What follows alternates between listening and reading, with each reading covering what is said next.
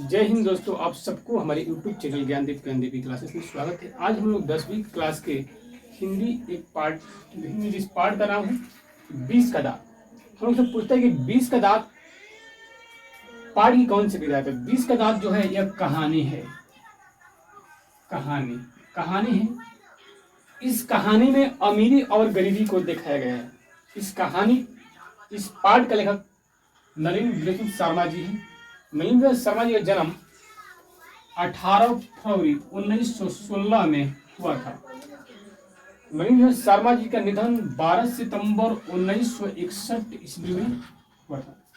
नलिन विलोचन शर्मा जी का जन्म स्थल पटना के बदरघाट में हुआ था।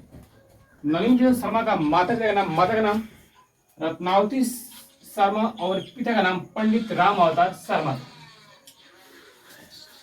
इस कहानी में एक सेन साहब रहते हैं। सेन साहब की टोटल 5 बेटियां हैं, जिन 5 बेटियां का नाम है आरती, रंजनी, आलो, सोफाली, सीमा। और सेन साहब का एक पुत्र था जो उनके बुढ़ापा में हुआ था, जिसका नाम था खोखा। और इस कहानी में गिरधारी लाल है, जो कि सेन साहब की कंपनी का एक किरानी है। और गिरधारी लाल का बेटा का नाम मदन है।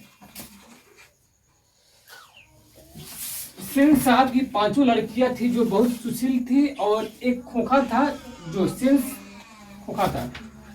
लड़कियों के लिए सेन साहब के घर में अलग नियम था और लड़कों के लिए अलग था। जो सेन साहब थे, खोखा को बिजनेसमैन या इंजीनियर बनाना चाहते थे।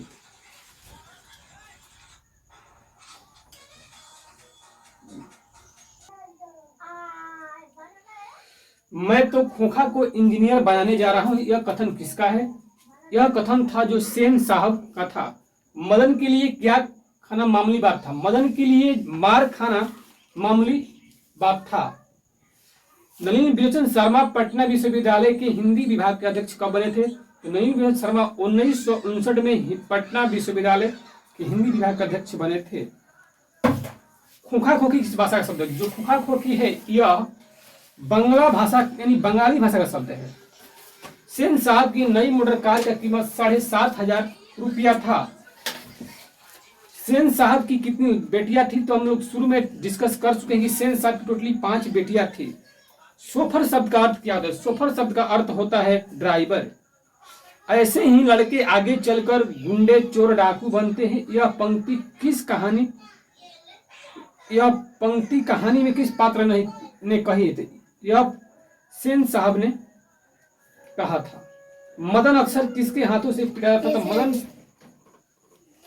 अपने पिता के हाथों से पिटाता था। 20 के दांत कहानी से कहानीकार नलिन विलोचन शर्मा जी है। गिरधारी लाल कौन था? तो यह मदन का पिता था।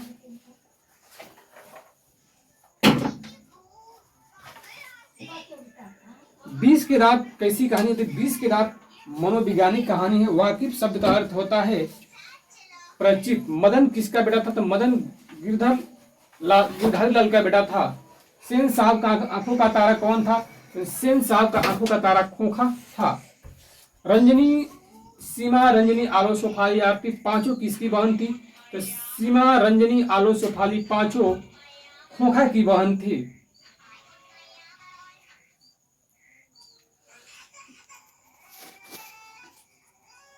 कासू मदन के साथ किस खेल में शरीक होना चाहता था? तो कासू मदन के साथ लट्टू खेल में शरीक होना चाहता था।